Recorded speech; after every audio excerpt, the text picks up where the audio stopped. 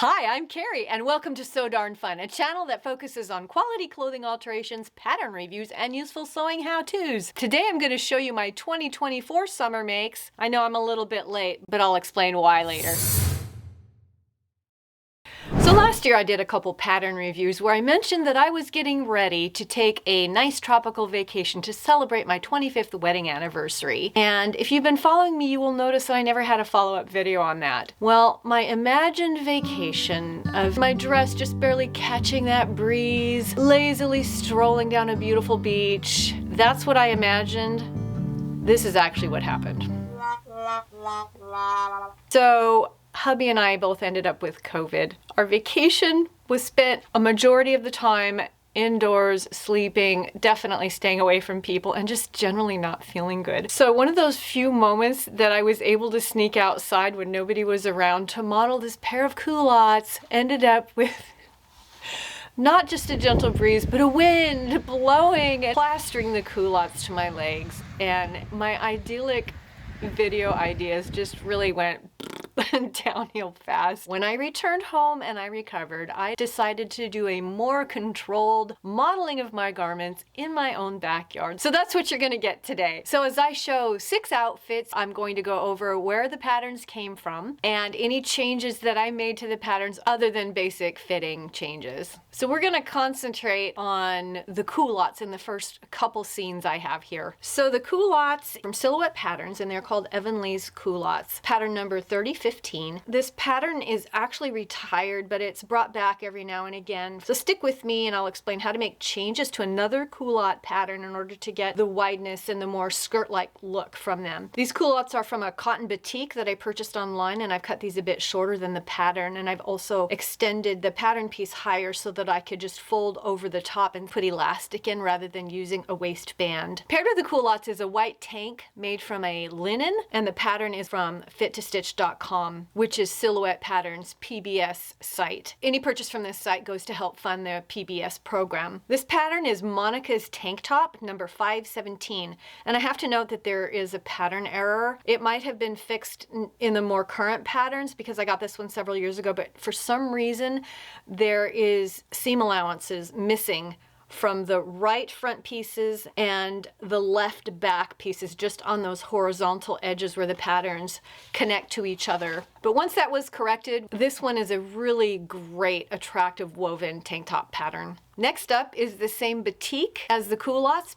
but the tank top is basically the same as the tank top in the last scene, but I've just taped all the pieces together, traced around it, and made one front and one back. I love this fun monochromatic top-bottom combination. And of course I put pockets in the culottes. And pockets aren't a part of the original pattern, but I've got to have pockets. In this one, the culottes are the same pattern, but made out of a really nice periwinkle linen. I've cut them the length that the pattern has them designed for, and I'm pairing them with that white tank top that I love so much. Also, I didn't insert elastic into the waistband like the pattern has. This pair does have the waistband on it, and instead of putting pleats in, like a lot of times culottes have a pleat in the front, I just gathered the culottes to the waistband all the way around. I made the waistband the size of my waist, so I didn't need to have elastic bringing it in, so it's a 1-to-1 fit with my waist, and that nice linen just gathered there. These are a really comfy pair of culottes, and they look really great with that top. Now, that tank top, I love it so much, I've also made it in a black.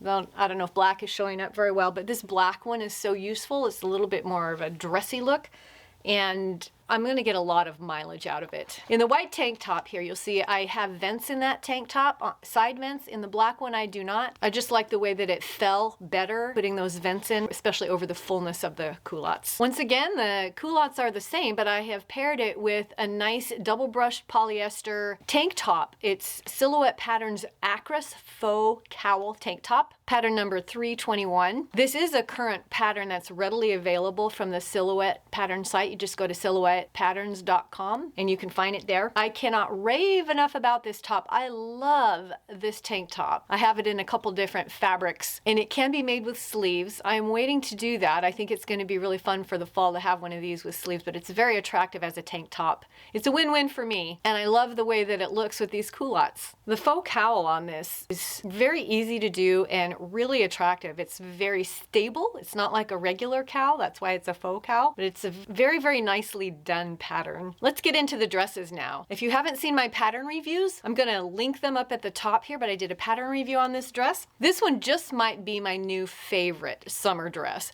This is the Lyric dress from Love Notions. The fabric is made from a polyester woven with a hand that feels very much like a viscose woven, and I customized it by giving it flutter sleeves. I took the original pattern that came with it and I altered it, and that is in my pattern review. If you want to know how to do flutter sleeves, go look that up. The flutter sleeve gives it a bit of a vintage look, so I was looking forward to my sleeves fluttering in that tropical breeze, but maybe another day.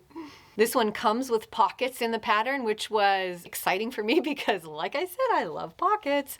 This dress also can be made as a top, which I'm looking forward to doing someday. Haven't done it yet, but I love it so much as a dress that I'm sure that a top would be just as cute. If you watched my pattern review, you'll see that I also did a partial lining in this skirt just to make it a little bit less see-through if the sun was shining on the wrong side of my body. That's shown in the pattern review. You can check this pattern out on the Love Notions website. It is a current pattern that you can download and print out. This next dress is from Itch to Stitch, and it's called the Chai dress. It also can be made as a top, which I think is going to be adorable when I do it someday. I've made this one out of an Italian viscose woven fabric. You might have seen this one in my pattern review, but if not, I'll link it above. I show how I altered the angle of the shoulder, and in retrospect, I think I took it up too much because it was feeling a little tight on the outer shoulder.